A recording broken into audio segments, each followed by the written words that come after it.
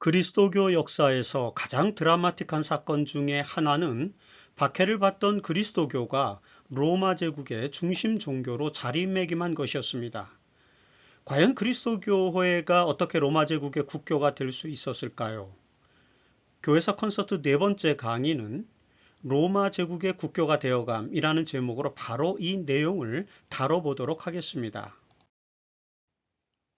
박해를 받던 그리스도교가 로마 제국의 중심이 되어가는 이 극적인 반전의 이야기는 콘스탄티누스의 밀비아누스 전투에서부터 시작됩니다.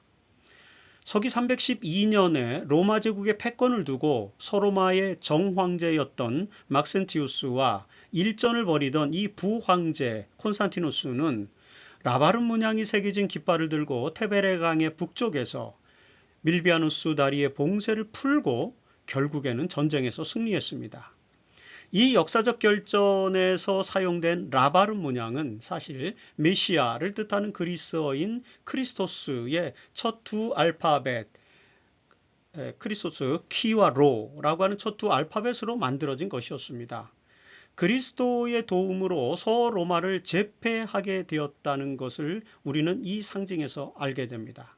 그렇게 서로마를 제패한 콘스탄티누스는 서기 313년에 동로마의 정황제였던 리퀴니우스와 밀라노에서 만나 저 유명한 밀라노 칙령을 반포하였죠. 그 칙령에는 그리스도교를 제국 내의 다른 종교들과 대등한 법률적 권리를 부여하는 것이 포함되어 있었고요. 그리고 몰수된 교회 재산들을 모두 돌려주고 교회를 하나의 당당한 법인체로 인정하는 내용이 포함되어 있었습니다.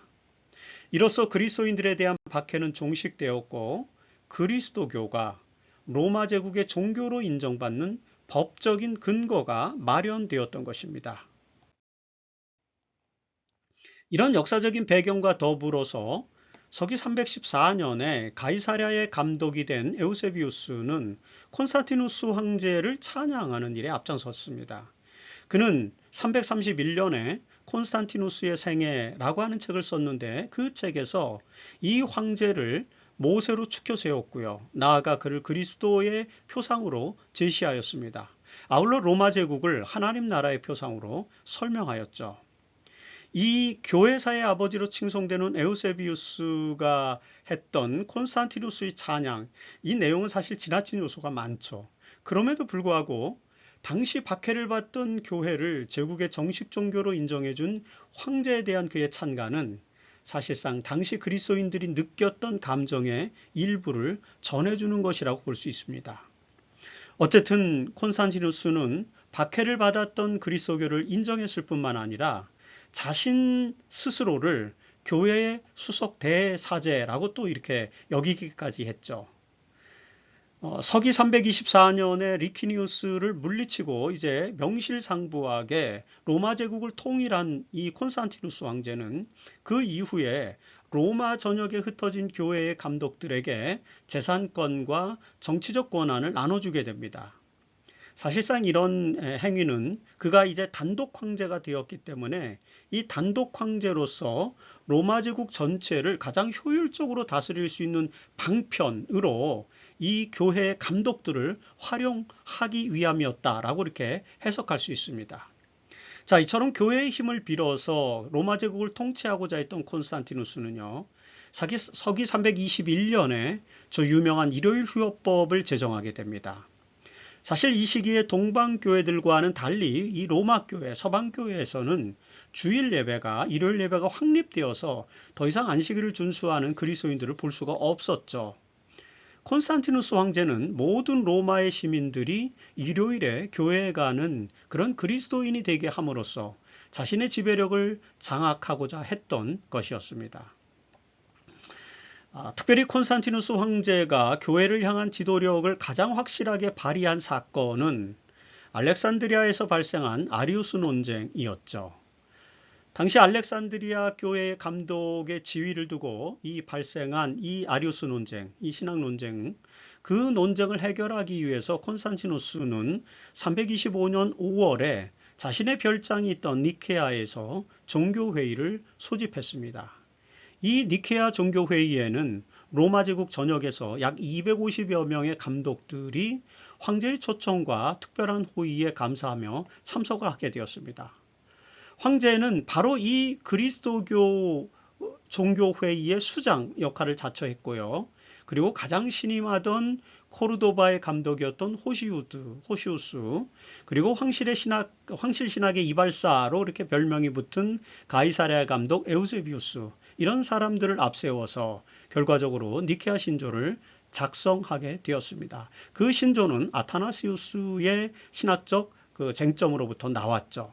이렇게 니케아 신조를 작성하고 이 아리우스 신학 논쟁을 해결하게 됩니다. 이런 황제의 활동을 통해서 제국 로마는 그리스도교 국가가 되어가고 있었습니다. 그리고 여러분, 그와 더불어서 이제 그리스도교는 로마 제국의 종교로 변화되어 가게 되었습니다.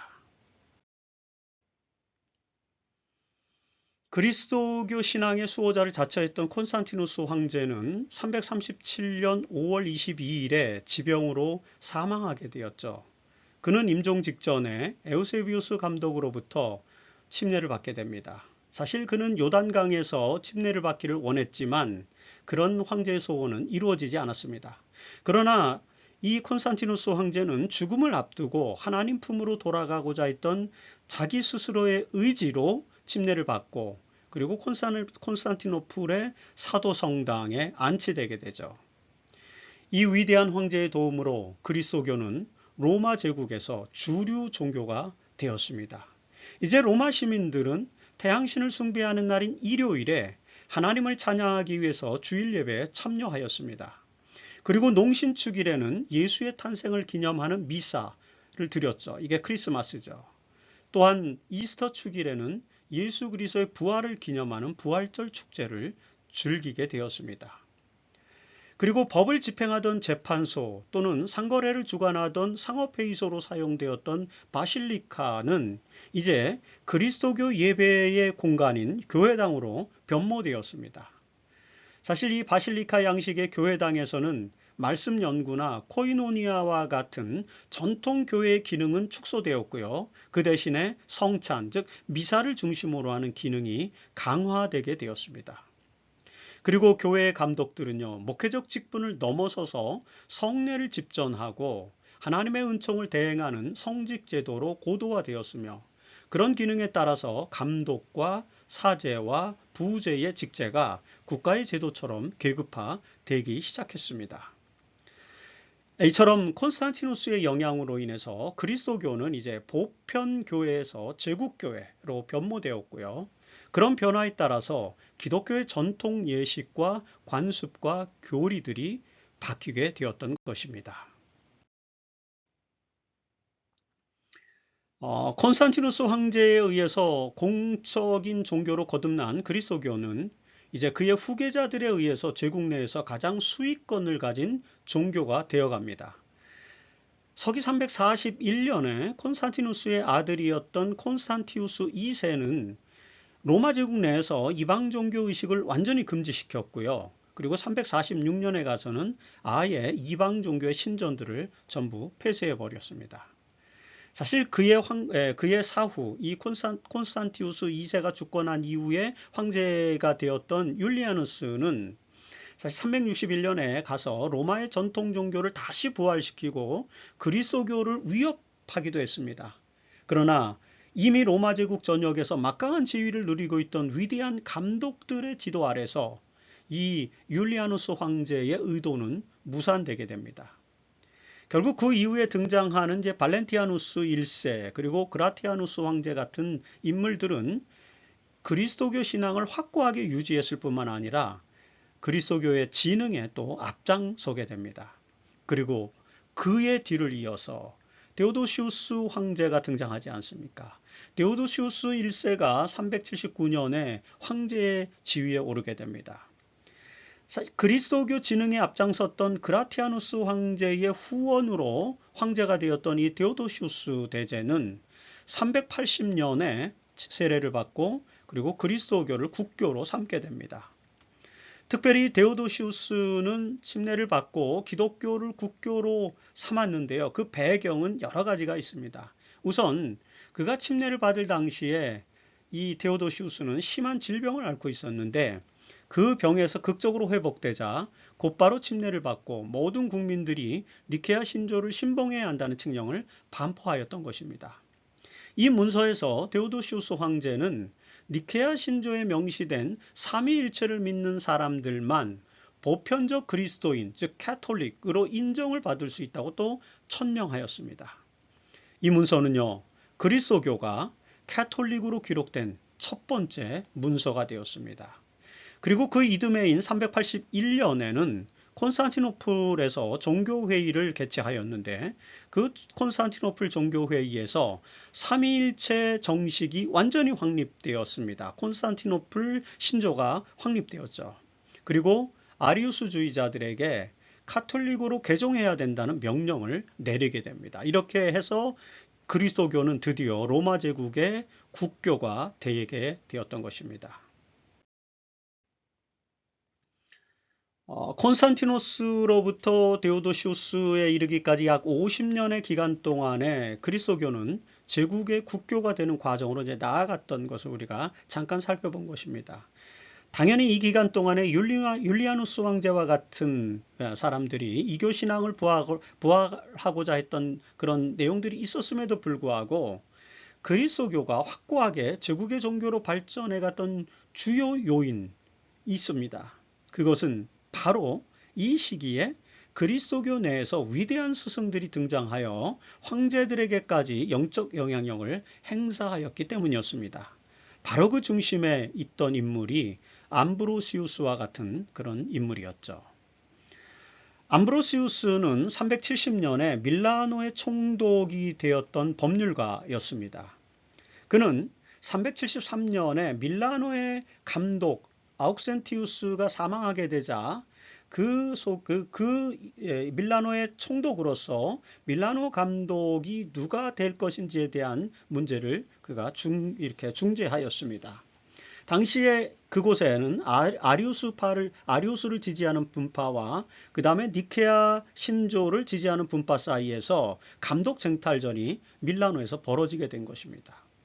사실 이때는 데오도시우스 황제가 니케아 신조 중심의 캐톨릭 교회의 공인을 선포하기 이전이었기 때문에 그건 380년에 가서니까요. 아직 그 이전이었죠. 그 이전이었기 때문에 서방 지역에서도 여전히 아리우스파 감독들이 존재해 있었던 것입니다. 이 밀라노의 감독을 선출하는 일의 이 논란을 잠재우기 위해서 암브로시우스는 연단에 섰습니다. 그 연단에 서서 이 총독은 군중들에게 그 삼위일체를 신봉하는 니케아 신조를 따르는 그런 사람이 감독이 되어야 한다고 호소를 했고요. 바로 그렇게 호소하는 총독을 향해서 군중들이 암브로시우스를 감독으로 이렇게 연호를 하게 되었습니다. 이 일로 인해서 암브로시우스는 밀라노 교회의 감독직에 오르게 됩니다.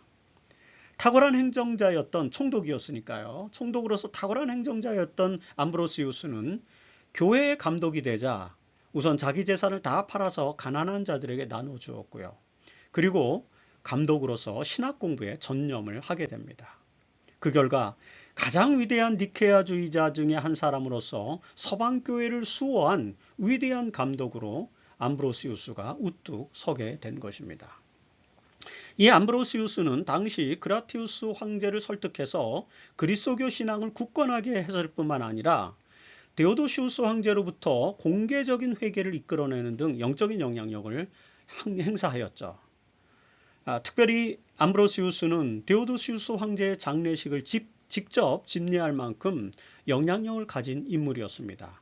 그리고 그는 저 유명한 아우구스티누스라고 하는 인물을 개종시킨 그런 위대한 감독이기도 했죠. 암브로시우스 이외에도 이 시기에 요한 크리소스토무스 그리고 히에로니무스와 같은 위대한 신학자들이 교회를 이끌어갔습니다.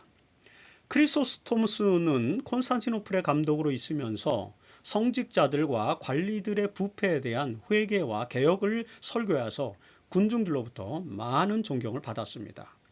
이 크리소스토무스는 당시 동방 지역의 실권자였던 유스로피우스와 대립해서 그의 정치적 영향력을 감소시키고 결국에 가서는 그가 실각하게 되는 그런 영적인 권위를 발휘하기도 했습니다. 그리고 저 유명한 히에로니무스는 수도사였는데요. 학문 연구에 심취해서 많은 저술을 남겼죠. 특별히 이 히에로니무스는 라틴어 성경 번역에 집중해서 405년에 벌게이트, 이 보통말이라는 뜻인데 라틴어 성경이죠. 보통 라틴어. 벌게이트 성경을 출간하여 로마 캐톨릭의 공식 성경을 만들게 되었습니다. 이 히에로니무스가 정치 지도자들의 직접적인 영향을 끼친 것은 없지만 결국에 이 히에로니무스는 라틴어 성경 번역을 토대로 해서 그리스도교가 로마 제국의 국교가 되도록 하는 길에 상당한 일조를 했던 그런 인물이라고 볼 수 있습니다. 그리고 우리는 이런 위대한 감독들 중에서 아우구스티누스를 빼놓을 수 없습니다. 아우구스티누스는 로마를 하나님의 도시로 격상시킨 가장 위대한 신학자였죠. 사실 354년 북아프리카의 타가스테, 오늘날 이제 알제리 지역인데요. 타가스테에서 태어난 이 아우구스티누스는요, 젊은 시절에는 철학에 심취하여서 뭐 마니교회도 빠졌고 또 신플라톤주의자로도 이렇게 활동을 했었습니다. 그러다가 이제 그가 밀라노에서 수사학 교수로 그렇게 봉사하게 되었죠. 바로 그 즈음에 밀라노에서 이 아우구스티누스는 암브로시우스를 만나게 됩니다. 그리고 암브로시우스의 영적인 영향력과 감화를 통해서 그리스도교의 지식을 깨닫게 되죠.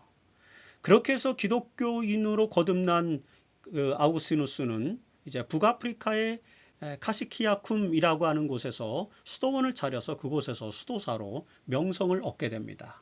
그 명성에 힘입어서 드디어 397년에 히포레기우스의 감독이 죽고 난 이후에 그 히포의 감독에 임명되게 됩니다. 자, 히포의 감독 아우구스티누스는 410년에 서고트의 알라리크가 로마를 침공했을 때에 로마인들이 큰 충격에 휩싸이게 되었는데 그때에 이 로마 교회를 굳건하게 세웠던 그런 인물이었고요. 바로 그 일 때문에 여기 유명한 신국론이라고 하는 책을 집필하게 되는 것입니다.